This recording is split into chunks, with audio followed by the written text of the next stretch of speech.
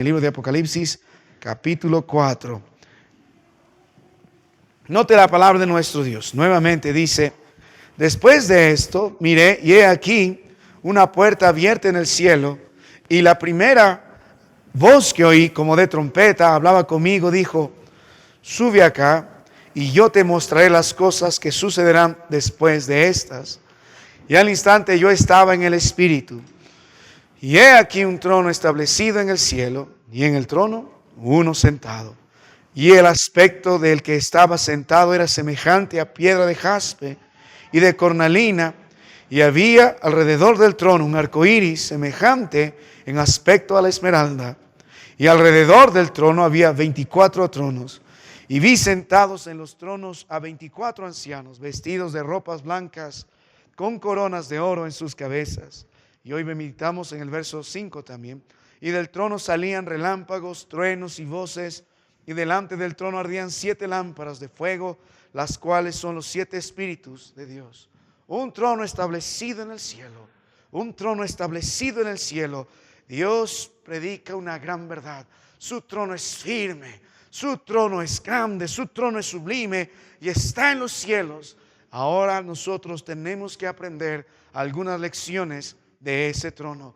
Lo que está sobre ese trono, lo que está delante del trono, lo que está alrededor del trono, lo que sale del trono, es lo que vamos a seguir meditando. Que Dios nos ayude. Vamos a orar. Padre, una vez más me humillo a tu presencia, rogando que nos fortalezcas, Padre, este tiempo en el que tenemos que meditar en tu palabra. Qué gran mensaje, Padre, para nosotros, la puerta abierta en el cielo, en el que podemos nosotros, Señor, mirar, por el cual tu gracia nos ha traído a ese trono alto y sublime, establecido, firme. Que nos sirva, Padre, de gozo al mirar la gloria tuya, pero también de consuelo al entender que no sabemos lo que sucederá en nuestra mente, Padre, pero el trono sigue firme. Tú sigues en el cielo, tú sigues teniendo el control y eres el Rey, Padre.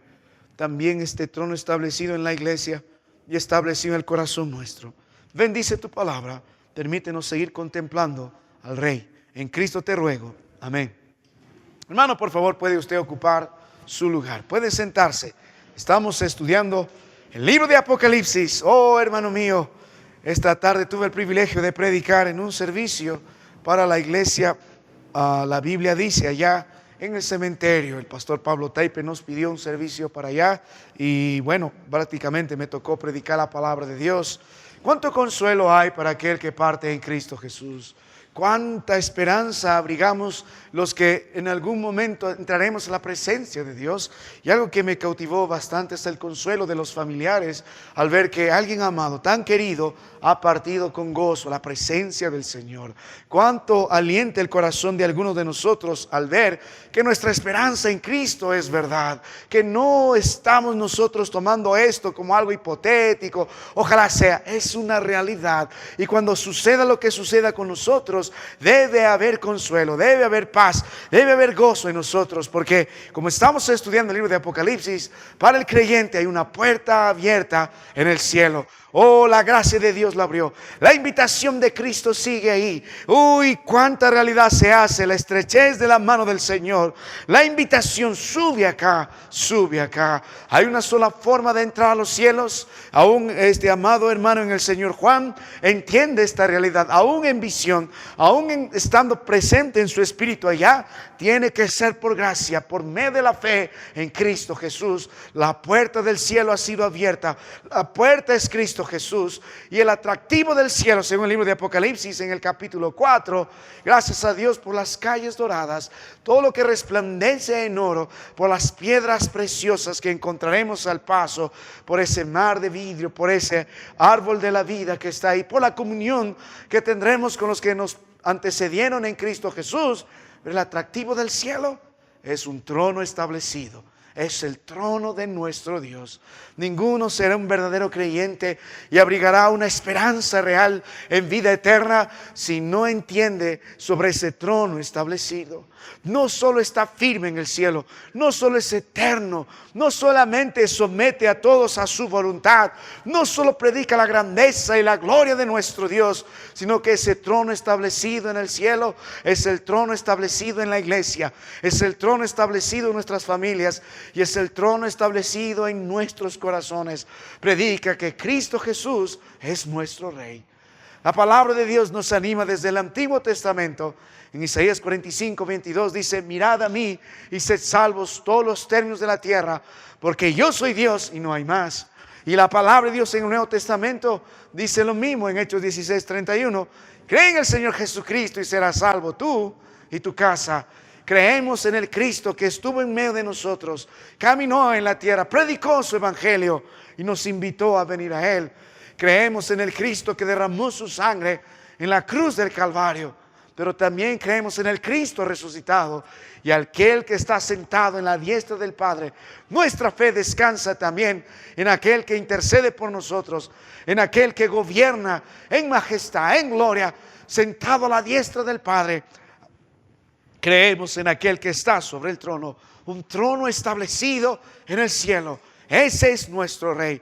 Hermano mío, si usted no conoce al Rey, si no se somete al Rey, si no anhela al Rey, si Cristo no es el Señor de su vida, ¿qué esperanza abrigará? ¿Cómo la puerta al cielo será abierta para usted? Mi amado hermano, si usted anhela fervientemente estar en la presencia del Señor después de la muerte, en vida debió haber anhelado firmemente a su Rey, debió haber servido fielmente a su Rey, debió haberse sometido a Él bajo su palabra con gozo, porque hay un trono establecido en el cielo. Pero esta verdad también sirve de gran consuelo, hermano mío, de gran consuelo, de gran consuelo. Hay circunstancias en la vida nuestra que escapan a nuestro poder, escapan a nuestro control.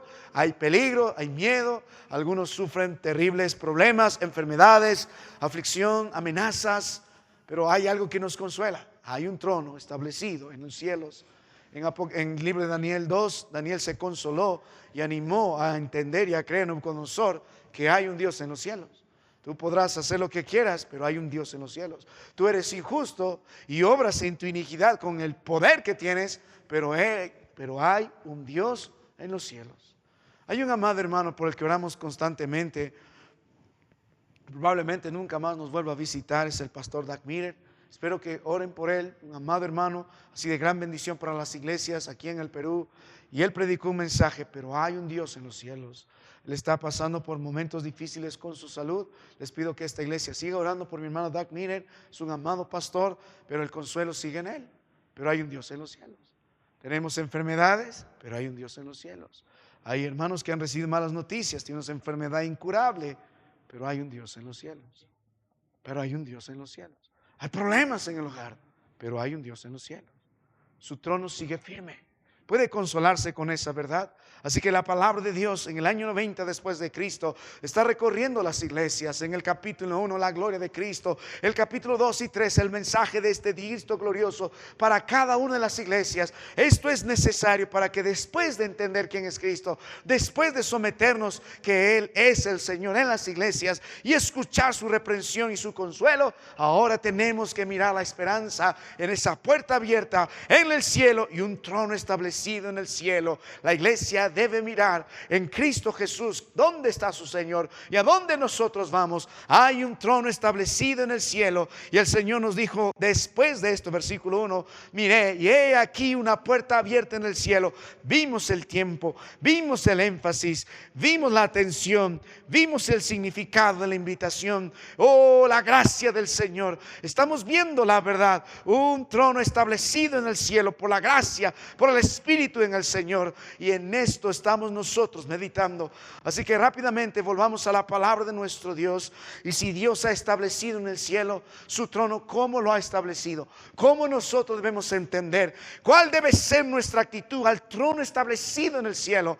Así que meditando en la misma palabra del Señor, estamos viendo cómo ésta se ha dividido. Y en primer lugar, la lección que hemos aprendido es quién está sentado en el trono. Note la palabra de Dios Dios en el versículo que hemos dado lectura? En el verso 2 dice la Biblia: y al instante yo estaba en el Espíritu y he aquí un trono establecido en el cielo y en el trono uno sentado. La primera lección, Dios quiere que sepamos el que está en el trono. ¿Quién es el que está en el trono? Y hemos visto que era Dios. Y hemos considerado la posición de este Dios. Él está sentado en el trono. Él reina con poder. Él reina con firmeza. Él gobierna. O es nuestro Dios, o es nuestro Salvador, o será nuestro juez. Mi amado hermano, el que está sobre ese trono también tiene un aspecto. La palabra de Dios nos dijo que su aspecto en el verso 3 es semejante a la piedra de jaspe y de cornalina. La palabra de Dios nos animó a entender que esta descripción nos recuerda la gloria del Señor, ese fuego flamante que sale de su presencia, esos colores tan vívidos que podemos mirar en las visiones de Ezequiel, en las visiones de Isaías. Podemos mirarlo con toda verdad en el libro de Apocalipsis 4, que ese trono es glorioso, que ese trono es majestuoso, que ese trono resplandece. Todo lo que hay en el Señor resplandece en gloria y majestad, cegaría a cualquiera de nosotros. Y la palabra de Dios también nos habló, no solo es semejante al jaspe de cornalina, y la Biblia también nos habló que había alrededor del trono un arco iris semejante al aspecto a la piedra de esmeralda. La palabra de Dios nos animó que este trono es glorioso, este trono es sublime, este trono resplandece, pero este trono también, la palabra de Dios nos animó que mirar el juicio de nuestro Dios, porque así como es glorioso, así como es 3 veces santo, también nuestro Dios es un fuego consumidor. La Biblia nos dice vez tras vez que nuestro Dios es el Dios de juicio, que nuestro Dios está desatado contra toda impiedad y contra toda injusticia. Y cuando miramos como Juan el trono de nuestro Dios, debemos recordar la gloria, debemos recordar el resplendor, la majestad, la santidad de nuestro Dios, pero también tenemos que recordar ese color intenso, ese rojo intenso que predica la palabra del Señor, ese arco iris que resplandece en color esmeralda, que nuestro Dios también es un Dios de juicio. Él es un fuego consumidor. Oh, mi amado hermano, mire por la fe, mírelo por la fe al que está sentado en el trono. Contemple su posición, contemple su aspecto y vamos a humillarnos ante su presencia. Ahora note la palabra de Dios en el versículo que sigue, en el verso 4. Estamos meditando ahora lo que está alrededor del trono. Note la Biblia, hemos visto quién está en el trono, la primera lección, el que está en el trono. Ahora meditemos lo que está alrededor del trono. Y el verso 2 dice: y alrededor del trono había 24 tronos. Y vi sentado en los tronos a 24 ancianos vestidos de ropas blancas con coronas de oro en sus cabezas. La segunda gran lección que Dios nos quiere mostrar mientras se abren los cielos para nosotros, y por la fe estamos mirando de la forma que Juan está mirando, y Dios nos está tratando de describir cómo es ese trono, cuál debe ser nuestra actitud a este trono. Después de mirar al que está en el trono, ahora Dios dice: pon tus ojos lo que sale alrededor del trono. Nota que la palabra trono se va a repetir varias veces, no solo en este capítulo, sino a lo largo de todo el libro de Apocalipsis. El énfasis está en el trono. De eso se trata, la revelación de Jesucristo. Y Él quiere que veas quién está en el trono. Quiere que sepamos qué está alrededor del trono, lo que está delante del trono, lo que sale del trono, para que usted y yo meditemos cuál es nuestra actitud hacia el trono. Eso va a ser la última lección. Ahora mire lo que sale alrededor del trono. Y la Biblia dice: y había alrededor del trono, en primer lugar, 24 tronos. 24 tronos. ¿Qué es lo que está alrededor del trono? Mire, note la palabra de nuestro Dios, lo que está alrededor del trono. Primero dice: había 24 tronos, y vi sentado en los tronos a 24 ancianos. Pero antes de eso, el verso 3 también nos dice lo mismo. A la mitad del verso dice: y había alrededor del trono un arco iris semejante en aspecto a esmeralda. ¿Qué está alrededor del trono? En el versículo anterior, en la mitad del verso 3, la primera parte nos habló de la piedra de jaspe y la cornalina. La cornalina es el rojo intenso que nos habló del juicio de Dios. La piedra de jaspe nos habla de la gloria del Señor, y el otro nos habla del juicio del Señor. Los dos resplandecen. A partir de ese verso, ahora vemos lo que está alrededor del trono también. Y en primer lugar, Dios dice: hay un arco iris semejante en aspecto a la esmeralda. ¿Qué es este arco iris? ¿Qué quiere decir el Señor? Recuerda, hermano mío, Juan está usando el lenguaje humano, inspirado por el Espíritu Santo, para describir lo que hay alrededor del trono.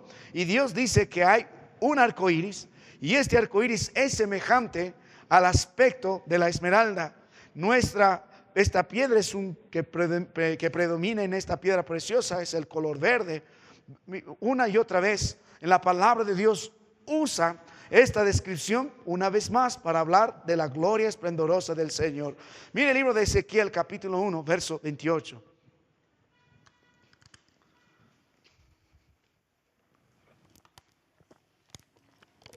Dice la Biblia, Ezequiel 1:28. Como parece el arco iris que está en las nubes el día que llueve, así era el parecer del resplandor alrededor. Esta fue la visión de la semejanza de la gloria de Jehová. Y cuando yo la vi, me postré sobre mi rostro y oí la voz de uno que hablaba. Al finalizar la visión de Dios, en el libro de Ezequiel capítulo 1, el varón de Dios también mira lo mismo. Juan está presencialmente. Ezequiel está mirando esto a todo color en una visión. Y en Ezequiel capítulo 1, a partir del verso 1 en adelante, Dios quiere que sepamos que esta visión es visiones de Dios sobre Dios. No es la visión del hombre sobre Dios. No es la visión de Ezequiel sobre Dios. Es la visión de Dios sobre sí mismo.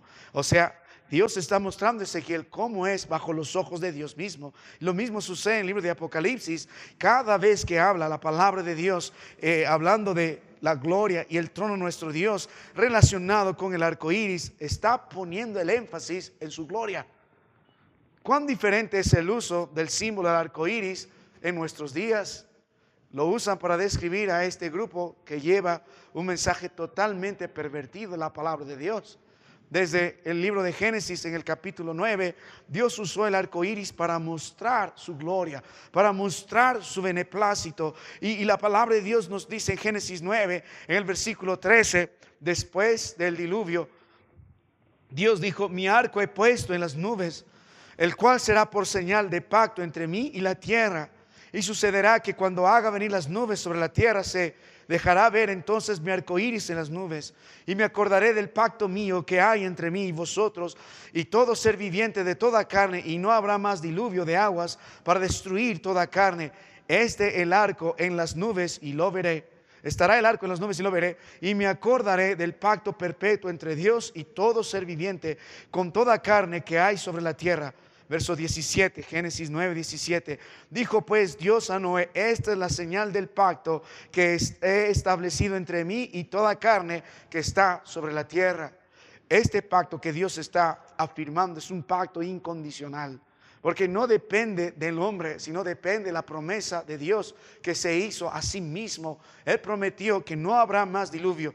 Mire, el arco iris predica la gloria de Dios. Cuando vemos el arco iris, Dios también nos hace referencia de su bondad, de su misericordia. Él debería haber destruido toda carne por toda impiedad que halló, pero nos predica. Cada vez que vemos el arco iris, Dios predica su gloria, su majestad. Pero esa majestad crece aún más al mirar su amor, su paciencia, su benignidad y su fidelidad, porque este pacto es incondicional.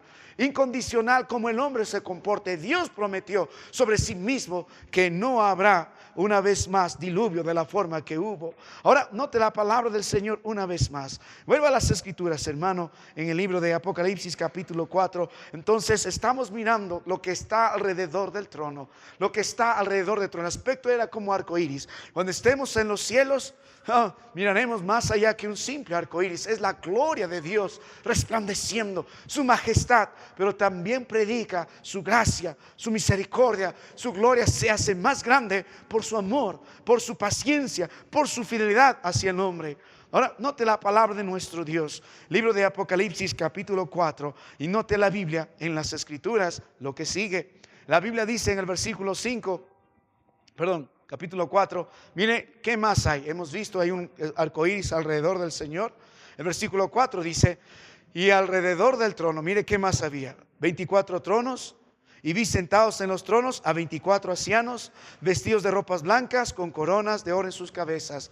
Dios dice: hay 24 tronos, y sobre los 24 tronos hay 24 ancianos. Y nos describe a los ancianos: ropas blancas con coronas de oro en su cabeza.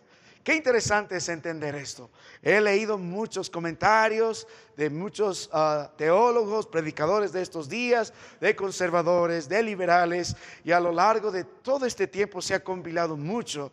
Y todos tratan de definir quiénes son estos ancianos. ¿A qué grupo representan estos ancianos? Y se encontrarán con muchas sorpresas. Hay algunos que están alegorizando donde no deben alegorizar. Hay otros que están afirmando algo que no deben afirmar. Así que vamos a estar viendo algunas cosas que podrían ser. Pero, ¿sabe, hermano mío? Algo que hemos aprendido cuando meditamos en la palabra del Señor. Cuando Dios hace énfasis en algo, nuestro trabajo es hacer el énfasis donde Dios hace el énfasis.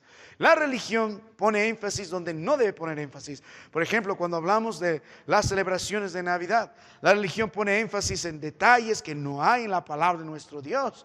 Y cuando eso sucede, nos desviamos de la verdad.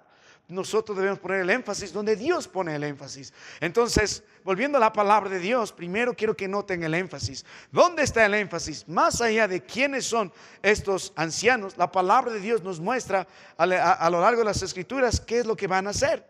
Estos ancianos vestidos de ropas blancas, y hemos visto, habla mucho de la pureza, de la santidad delante de Dios, y están con coronas de oro en sus cabezas. ¿Y quiénes son estos? Bueno, la Biblia no va a definir exactamente quiénes son estos, pero a lo largo del libro de Apocalipsis, vamos a ir más adelante, nos va a mostrar qué es lo que van a hacer estos ancianos. Y el trabajo principal de estos ancianos es dar gloria y honra a nuestro Dios. Porque mire lo que dice las escrituras en el versículo 10.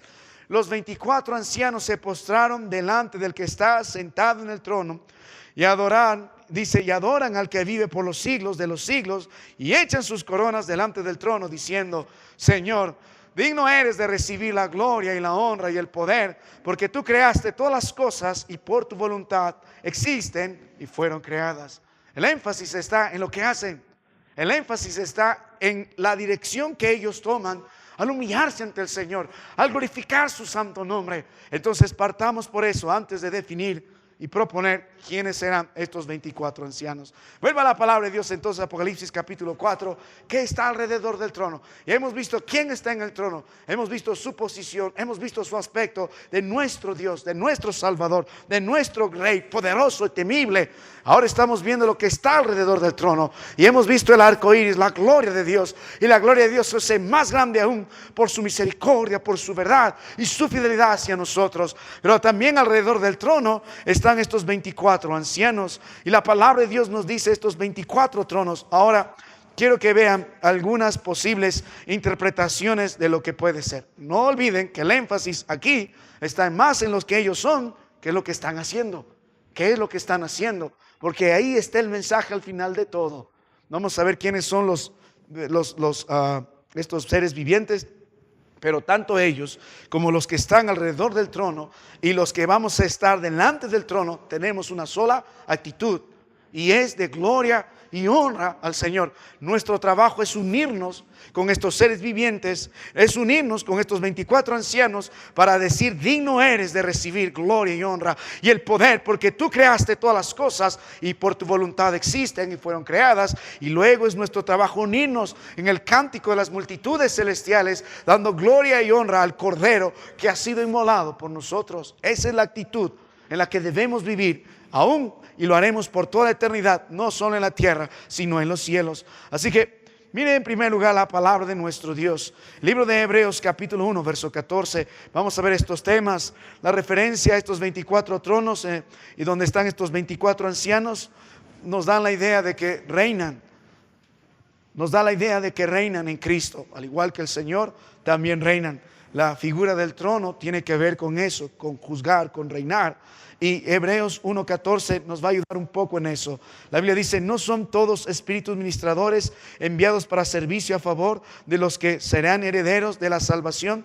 Algunos van a interpretar, no, estos son ángeles, pero los ángeles no están reinando. Más bien los ángeles son, como dice Hebreos 1:14, son espíritus de parte de nuestro Dios, que son ministradores enviados para servicio a favor de los que serán herederos de la salvación.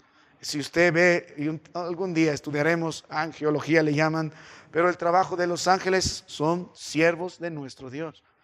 Algunos son mensajeros, otros ejecutan su voluntad, otros lucharán contra los enemigos, como veremos adelante. Pero mire el libro de Mateo 18, verso 10, que habla de aquellos que van a reinar con el Señor. Note la Biblia, Mateo 18, 10, dice, Miráis que no os menospreciéis a uno de estos pequeños, porque os digo que sus ángeles en los cielos ven siempre el rostro de mi Padre que está en los cielos. Hablando una vez más del trabajo de los ángeles, pero quiero ir a Apocalipsis 2, versos 26, 27. Ahí es donde quiero estar y hablar acerca de esta actitud de los ancianos de reinar. La Biblia dice, Apocalipsis 2, del 26 al 27, al que venciere y guardare mis obras, eso hemos leído esto hasta el fin, yo le daré autoridad sobre las naciones, y él las regirá con vara de hierro, y serán quebradas como vaso de alfarero, como yo también lo he recibido de mi Padre. Lo hemos visto eso en el mensaje que Dios dio a alguna de estas iglesias. La promesa del Señor es que estos reinarán con Él. Mire Apocalipsis capítulo 3, 21, también el mensaje a otra de las iglesias que hemos estudiado en Apocalipsis capítulo 3, en el versículo 21, en el mensaje de la Odisea. El que venciere le daré que se siente conmigo en mi trono, así como yo he vencido y me he sentado con mi Padre en su trono. Si algunos están diciendo que estos son ángeles, bajo la palabra de Dios, muy probable que no.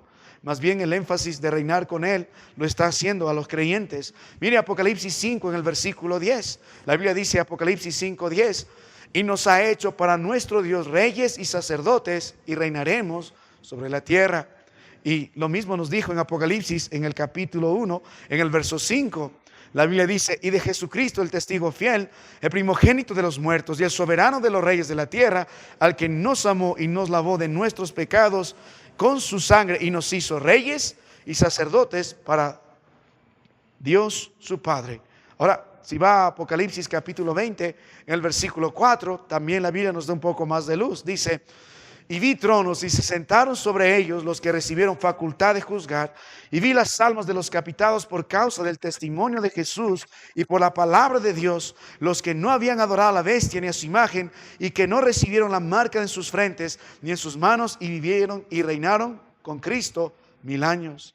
Ahora, si sigue leyendo la palabra de Dios, por ejemplo, en Mateo 19, en el versículo 28, la invitación de Cristo también es que los que están con Él, con el Hijo del Hombre, se sentarán a juzgar. Si va a Lucas capítulo 22, verso 30, la promesa es la misma, sobre tronos juzgando, hablando a los discípulos, a las tribus de Israel. Si ve mucho de la palabra de nuestro Dios, según de Timoteo 2, verso 12, por ejemplo, vamos ahí para terminar, según Timoteo 2, 12, dice, si sufrimos también reinaremos con Él, si le negáramos Él también nos negará. La promesa que sí Dios da al creyente en la iglesia, de los que de veras aman al Señor, su esperanza es que reinaremos con Él. Entonces, volviendo a Apocalipsis capítulo 4, ¿quiénes son los 24 ancianos? Ya les dije, hermano mío, hay muchas interpretaciones, hay muchos comentarios, pero el énfasis está más en lo que son, en lo que hacen, en lo que hacen. Ese es el énfasis, en lo que hacemos delante de la presencia de nuestro Dios. Pero estamos viendo que los que están aquí no son ángeles, probablemente son hombres. ¿Qué representan estos hombres? La Biblia nos está enseñando de que hay promesas de que nosotros reinaremos con Él.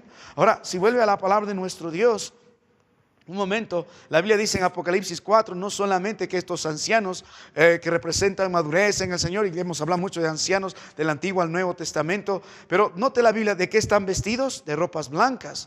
Y otra vez el énfasis de las ropas blancas no son para los ángeles, sino para los que han sido limpios por la sangre preciosa del Señor. Estos ancianos es un término especial para hablar de aquellos que han crecido y madurado en nuestro Dios. Pero mire la palabra de Dios, hay muchos versos, pero solo en Apocalipsis capítulo 3, en el versículo 5, lo digo eso porque está fresco en nuestro mensaje, dice, el que venciere será vestido de vestiduras blancas, y no borraré su nombre del libro de la vida, y confesaré su nombre delante de mi Padre y delante de sus ángeles. La promesa de esta vida en Cristo es para el creyente. Somos limpios por la sangre preciosa del Señor. Posicionalmente somos hallados santos. Es algo que de repente no podemos entender, pero es increíble. Él perdonó y Él nos limpió. Y Él promete en la eternidad, fuera de la presencia del pecado, que andaremos en Él en vestiduras blancas, resplandecientes en la pureza con la que Cristo nos ha vestido, vestiduras blancas. En Apocalipsis 3:18 habla también en la Biblia, en estas bodas del Cordero, que nos vestiremos de lino fino, limpio y resplandeciente. Y en Apocalipsis 19:8 también el mensaje es lo mismo. Estas ropas blancas van a representar la justicia de Cristo, que ha sido puesta por su sangre por nosotros en la cruz del Calvario, nos justificó al creyente. Ahora, entendiendo esto, volvemos al libro de Apocalipsis, capítulo 4, otra vez. ¿Quiénes son estos ancianos? Recuerda que el énfasis está en lo que hacen por los versos que hemos leído en Apocalipsis 4:10 y verso 11. Y hemos visto que Dios promete reinar a los creyentes. Hemos visto que las ropas blancas también son promesas de parte de nuestro Dios. Pero ¿qué tal lo que están usando las coronas también? Apocalipsis 4 dice: 24 ancianos vestidos de ropas blancas con coronas de oro en sus cabezas. Ahora, antes de entrar a eso, no tengo el tiempo, pero el número 24 era especial en el Antiguo Testamento porque representa algo. En el tabernáculo, en la adoración al Señor, en el templo había 24, había en la música otros 24, representaban a un grupo. No era que eran todos, representaba algo. Entonces, ¿a quiénes representan estos? Vuelva a la palabra de Dios, hermano. Apocalipsis 2, verso 10. La palabra corona aquí tiene en el idioma que se escribió un nombre que van a reconocer rápido. De ahí, Estéfanos, de ahí viene el nombre Estéfano. ¿Dónde está? Ahí está. Eso significa su nombre, corona. Pero había dos tipos de corona. La corona que está hablando aquí de Estéfanos era una corona que uno se ganaba. Era usada para describir ese tipo de coronas hechas por guinadas, probablemente para aquellos que ganaban estos juegos que tenían entre los griegos y los romanos. Lo que tenemos ahora, uno gana el maratón de los Andes, le ponen una medalla. El mensaje es el mismo, es una corona, es un Estéfanos, es un premio, un reconocimiento a la carrera.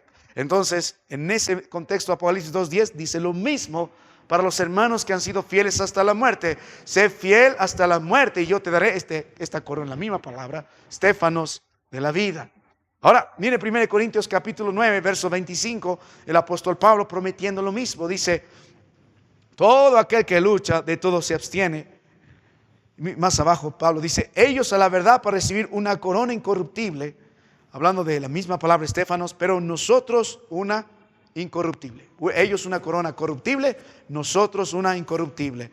Entonces, si vemos en 2 Timoteo 4:8, Pablo dice lo mismo: mas está guardada la corona de justicia, la cual me dará el Señor juez justo en aquel día, y no solo a mí, sino también a todos los que aman su venida.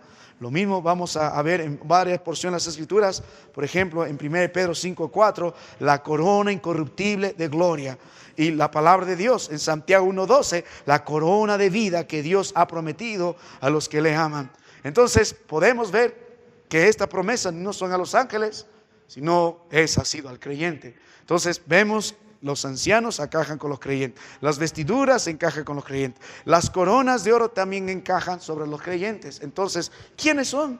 Aquí hay mucho que vamos a ir viendo más adelante cuando hablamos de escatología, pero yo voy a descansar en lo siguiente. No digo esto es lo que representa, porque va a haber mucha interpretación. Otra vez, no pierda la figura. El énfasis está en lo que hacen, más en lo que son. Si la Biblia no nos dice exactamente quiénes son, ¿por qué yo tengo que seguir indagando? Amén. Pero sí puede entender algo, que Dios sí promete al creyente que reinará con el Señor, que Dios sí promete al creyente vestiduras blancas por la sangre preciosa de Cristo, que Dios sí promete al creyente que ha sido fiel esta recompensa, pero que también Dios demanda del creyente la adoración del verso 10 y del versículo 11, que toda gloria y toda honra es para Él. Aún estos ancianos van a estar delante del trono con su trabajo de tirar las coronas y adorar al que vive por los siglos, porque ellos no merecen gloria y honra, sino el Cordero merece la gloria. Él es digno de recibir gloria, Él es digno de recibir la honra, Él es digno de recibir el poder, y ellos entienden esa verdad.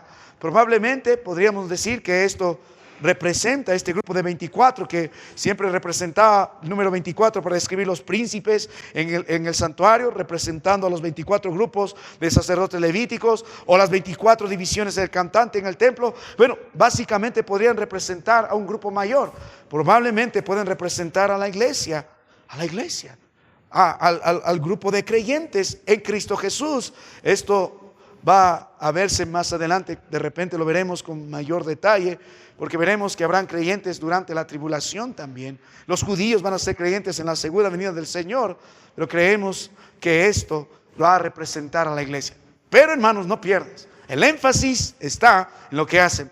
Ahora, yendo por toda la Biblia, cuando usted medita en estos 24 ancianos, en el libro de Apocalipsis, en los versículos que hemos visto, el versículo que hemos leído, el versículo 5, el versículo 10, el versículo 11, y a lo largo del libro de Apocalipsis, están vestidos de blanco, tienen coronas de oro, se postran ante el trono, le adoran al que vive por los siglos, arrojan sus coronas, luego dicen, tocan arpas, luego tienen copas que son las oraciones de los santos, luego la Biblia va a decir que cantan, luego hablar que son redimidos, luego van a hablar que son reyes que reinan con Cristo, luego que son sacerdotes que pueden acercarse a Cristo.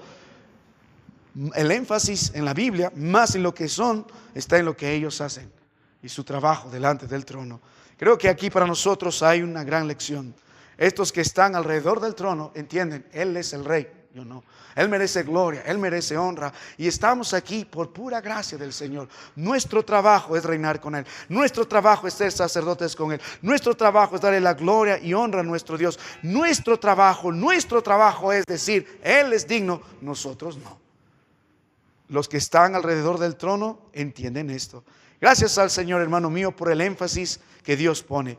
Viene una porción en las Escrituras, Apocalipsis 5, verso 14. También hay mucho que hablar. Más adelante detallaremos sobre estos 4 seres vivientes. Pero dice, los cuatro seres vivientes que vamos a ver de Apocalipsis 4, en Apocalipsis 5 dicen, amén. Y los 24 ancianos se postraron sobre sus rostros y adoraron al que vive por los siglos de los siglos. Tiene una sola razón de ser. Reinamos para su gloria. Somos sacerdotes para su gloria. Todo lo que somos es para Él.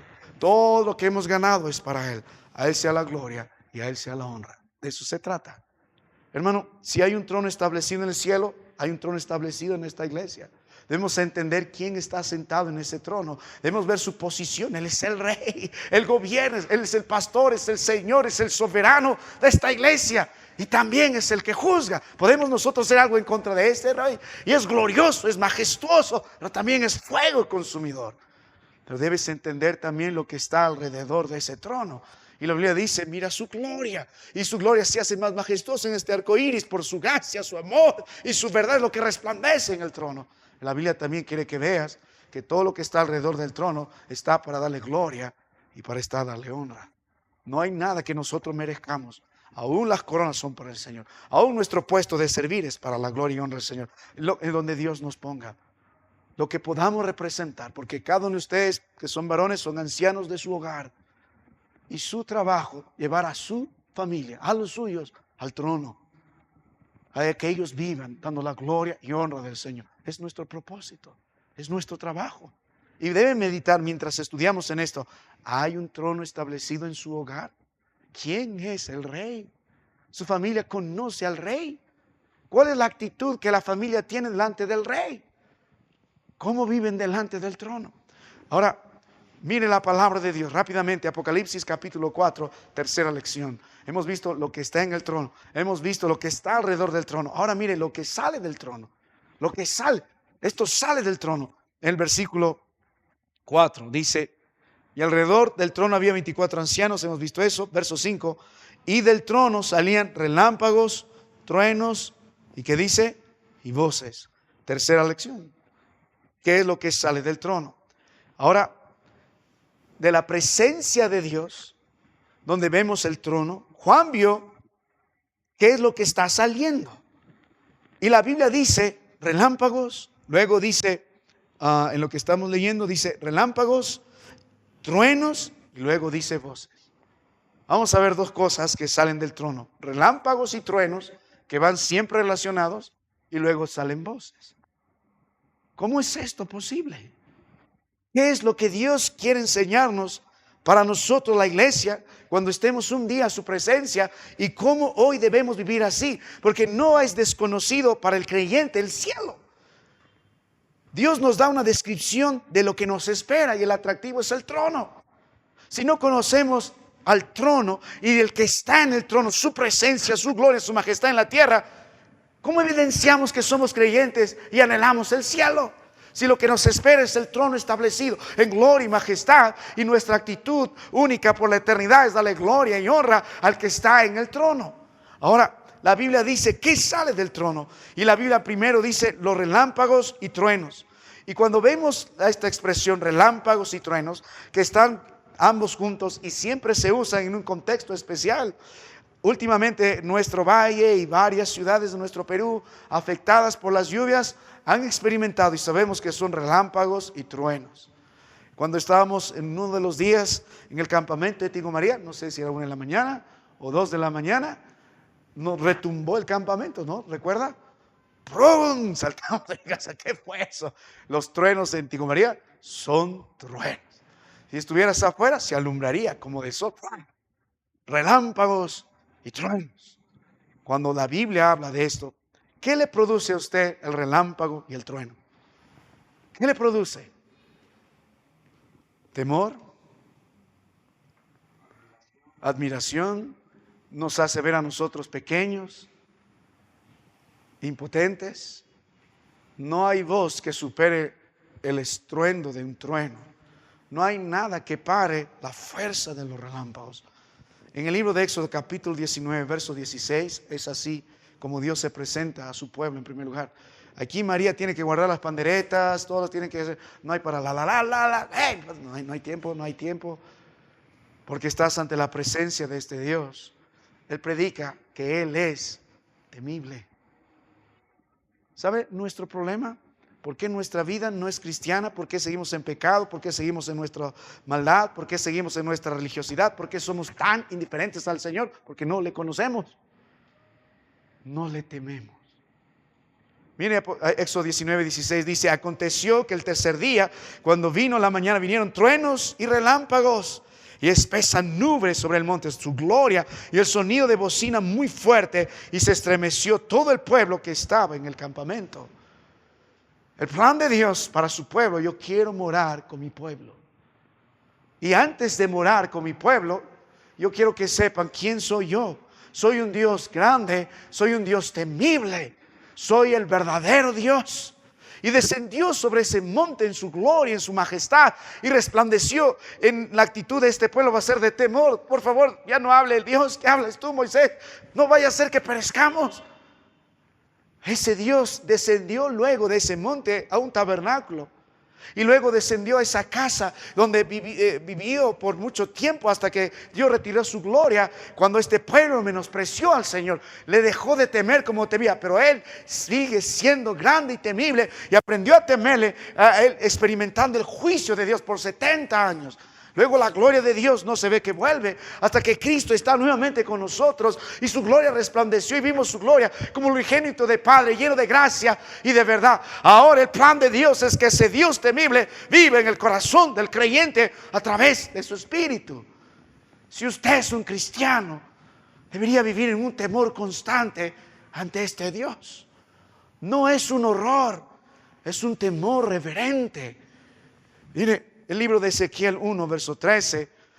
En cuanto a la apariencia de los seres vivientes, su aspecto era como de carbón de fuego, encendidos, como apariencia de lámparas que se movían entre los seres vivientes, y el fuego resplandecía, y del fuego salían relámpagos.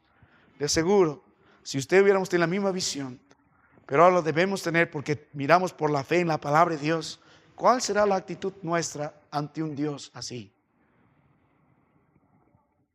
¿Habrá excusa para ser infiel? ¿Habrá excusa para desobedecer?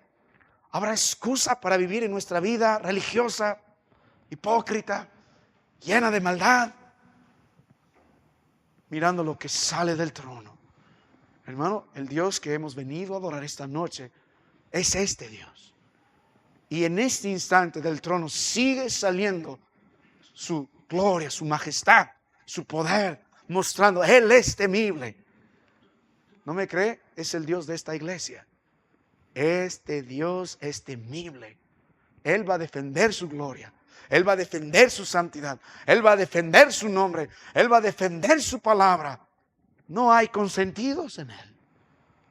El versículo que está ahí en 1 Timoteo 3, versículo 15, pegado en las columnas, que dice, ya lo sabemos de memoria, sí, porque citarlo quiero que sepas cómo debes conducirte. ¿Dónde? En la casa de Dios, que es columna y baluarte. Pero dice, en la iglesia del Dios viviente, que es columna y baluarte. La iglesia del Dios viviente es una expresión temible en la palabra de Dios. Cuando ves el Antiguo Testamento, cuando se habla del Dios viviente, Se habla del Dios que está con la espada envainada. También lo relacionas con Jehová de los ejércitos, con la espada desenvainada, listo para destruir a sus enemigos. Y el apóstol quiso que sepa Timoteo y nosotros sepamos esto. Y si lee el libro de 1 y 2 de Timoteo, Dios está con las espadas desenvainadas y está en contra de muchos en la iglesia. Está en contra de los ancianos que no se conducen bien. Está en contra de los pastores que no predican la palabra de Dios. Está en contra de las esposas que no se comportan debidamente. Está en contra de los diáconos. Está en contra de sus esposas. Está en contra del usurero. Está en contra del que causa división. Y él está diciendo, es mi iglesia, es la iglesia del Dios viviente. Lo que sale del trono es eso. Temor. Y él defiende su gloria. Es este Dios al que usted dice servir. ¿Sabe por qué hay tan poco respeto a la casa de Dios? ¿Por qué hay tan poco respeto a la palabra de Dios? ¿Por qué pone a Dios al final? Porque no le conoce. Yo me humillaría. Yo también haré lo mismo. Suplicaría gracia en verdad. Suplicaría, no me consuma, Señor. Besaría el polvo por ver si hay alguna esperanza. Porque créalo o no, Él va a permanecer. Su voz es la que permanece. Su gloria es la que permanece. Su santidad es la que permanece. Su palabra es la que permanece. ¿Y quiénes somos nosotros? Insignificantes, gusanos. Nada. Nada. Mientras predicaba esta tarde, un mensaje que era poco rechazado, porque ustedes saben, se predica en un entierro y todo el mundo está escuchando. Mientras predicaba, miré a un joven retirarse un poco enojado cuando hablamos según la palabra de Dios, que nuestra vida es tan efímera. Somos como la flor que aparece y desaparece. El salmista dijo, como la neblina que está y no está, y que no somos nada, y que merecemos el infierno. Y se fue un poco enojado atrás, ¿no? Y cuando terminó regresó. Pero entiendo, ofende. Entender que usted, hermano, no es nada. Somos gusanos, dijo el mismo David dijo, no soy más que un perro muerto, una pulga, merecedor del infierno. Tengo yo que jactar nada, hermano, nada, nada, nada. O lo mejor de usted es como trapo de inmundicia. Él sí merece gloria, Él sí merece honra. Nosotros nos alejamos de Él, nosotros le menospreciamos, nosotros somos rebeldes, nosotros somos duros, nosotros somos pecadores, nosotros somos perseverantes de lo malo, nosotros somos hipócritas, nos odiamos, pero Él no. ¿Qué sale del trono de Dios?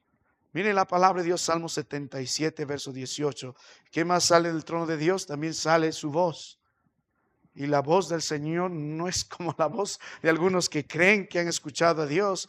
Dice Salmo 77, 18, la voz de tu trueno estaba en el torbellino, tus relámpagos alumbraron el mundo, se estremeció y tembló la tierra. Su gloria, su temor, su mensaje, su voz predominante, su voz sobre las muchas aguas. Cuando Él habla, el mundo tiembla.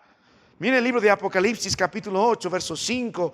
También la voz de Dios se asocia con el juicio. Se asocia con el juicio. El ángel tomó el incensario y lo llenó de fuego, el altar, y lo arrojó a la tierra. Y hubo truenos y voces y relámpagos. Apocalipsis 11, verso 19. El templo de Dios fue abierto en el cielo y el arca de su pacto se veía en el templo. Y hubo relámpagos, voces y truenos. Apocalipsis 6, 18 dice, entonces hubo relámpagos, voces y truenos y un gran temblor de la tierra, un terremoto tan grande, cuando no lo hubo jamás desde que los hombres han estado sobre la tierra. Lo que sale en la presencia de Dios predica es un Dios temible. Lo que sale en la presencia de Dios son juicios divinos y justos que estremecerán al mundo. Cuando Dios dio su ley, antes de dar su ley se presentó así. Y luego dio su ley para que sepan delante de quién están. Ahora nuestro Dios, a partir del capítulo 5 en adelante, está a punto de juzgar la tierra, derramar su ira y reclamar para sí su heredad. Pero primero debemos escuchar estas voces. Y luego a la voz del Señor, juicio tras juicio, juicio tras juicio. Él dijo en esa voz poderosa: oh, por cuanto todos pecaron, están destituidos de su presencia. Él dijo esa voz: la paga del pecado es la muerte. Él dijo esa voz: echadlo afuera y será el lloro y el crujir de dientes. Él dijo en esa voz: no todo el que me dice Señor entrará en el reino de los cielos. Y aparte va a decir abajo: apartados de mí, hacedor de maldad, nunca te conocí. Es esa voz. ¿Qué podemos nosotros alegar en contra de un Dios temible? Hay muchos que dicen, y escuché en mi infancia en las iglesias carismáticas, pentecostales, escuché la voz de Dios. Y una señora me dijo: ¿y cómo era la voz de Dios? Hijo, era dulce la voz del Señor, qué lindo, qué suave. Pero cuando iba la palabra de Dios, la voz de Dios es de trompeta, la voz de Dios es de muchas aguas, la voz de Dios es de ríos, la voz de Dios es de juicio. Estamos con un buen grupo de jóvenes, vienen de Jauge, vienen de la iglesia. La Biblia dice el día que estamos ensayando jueves el coro y cómo debemos cantar. La Biblia también nos enseña. Ustedes han escuchado muchas músicas estos días con voces de mujeres tan aglutinadas, tan sensuales. Casi es como si te está hablando acá. Y voz de varones, parece lo mismo estos días. Como si te estuvieran hablando acá, sensual y todo. Esa no es la voz de Dios, ni así tampoco vamos a aprender a cantar. La voz de Dios retumba, la voz de Dios truena. Hasta en eso Dios tiene cuidado. Pero más allá de todo eso, la voz de Dios no es suave. La voz de Dios no es: ay, qué bonito eres. No. Cuando es tiempo de juicio, su voz va a permanecer. El mundo va a temblar. Ahora, mire la palabra de Dios nuevamente. Apocalipsis 8, verso 5 dice: y el ángel tomó el incensario y lo llenó de fuego, el altar, y arrojó a la tierra. Hubo truenos y voces, relámpagos y un terremoto. ¿Qué aprendemos de todo esto? En los versículos, si va a Apocalipsis 10, del 3 al 4, la gran voz como ruge un león cuando hubo clamado, 7 truenos se emitieron. Es la voz de juicio de Dios. Cuando ves lo que sale del trono, ves la presencia temible de Dios. Cuando ves lo que sale del trono, ves el juicio de Dios. Relámpagos, truenos y voces. ¿Qué predica todo esto? Que Dios es el juez soberano. ¿Qué predica todo esto? Que el juicio de Dios es inminente. Después de esto, capítulo 5, capítulo 6, viene el juicio de Dios sobre la tierra a reclamar la tierra, especialmente a los santos. Cuando miramos esto, miramos la gloria y miramos el temor de Dios. La pregunta esta noche es, hermano, ¿es lo que usted entiende? Y no es novedad para la iglesia en el Nuevo Testamento. Es lo mismo para el Antiguo Testamento. Mire la responsabilidad de lo que han visto la gloria de Dios y han escuchado los truenos, los relámpagos y las voces. Mira el libro de Deuteronomio capítulo 4 en el versículo 9. Deuteronomio 4, verso 9. Vaya un momento a la palabra de Dios. Deuteronomio 4, 9 dice. Saben que escribió en Deuteronomio, se llama la segunda ley, porque está explicando el detalle del libro de Levítico. Y hay un grupo de 600,000 soldados que tienen que aprender esto antes de entrar a conquistar la tierra que fluye leche y miel. Están vagados por 40 años, vieron a sus padres morir. Y Dios les dice: tienes que aprender esto si quieres vivir en victoria.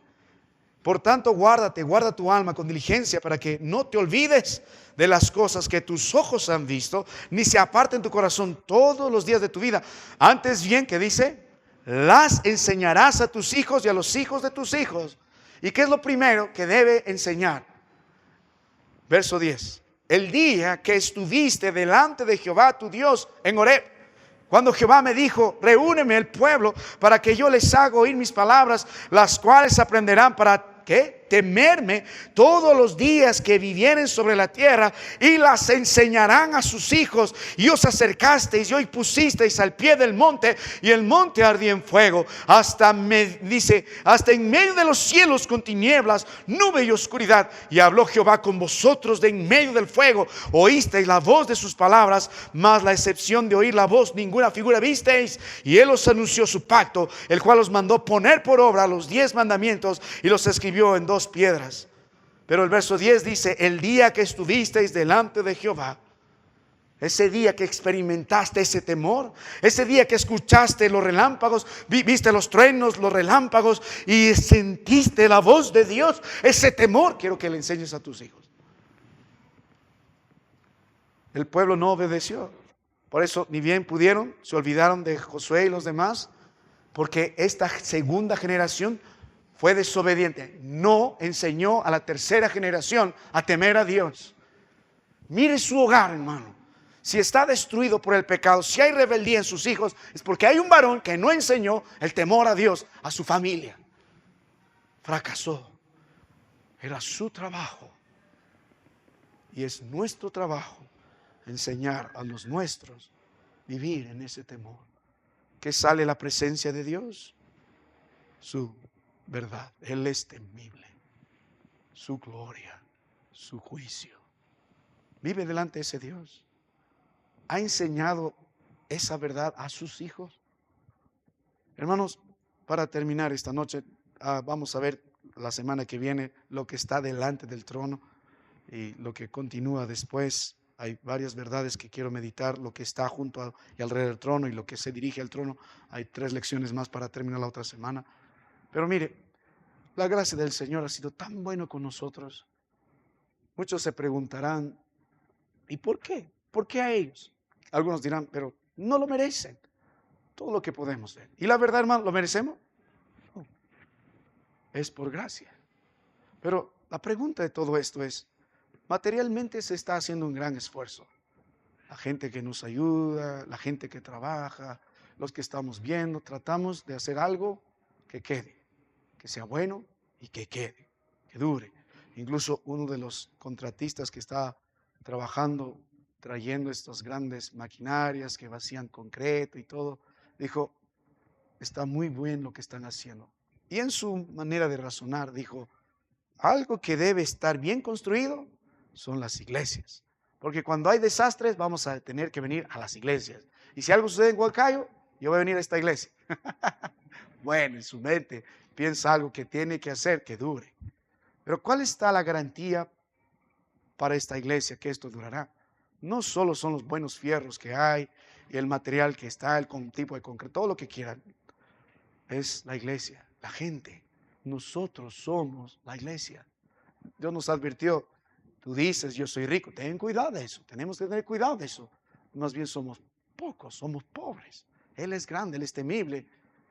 Pero hermano mío, ¿qué es lo que hará, que asegurará que esto continúe?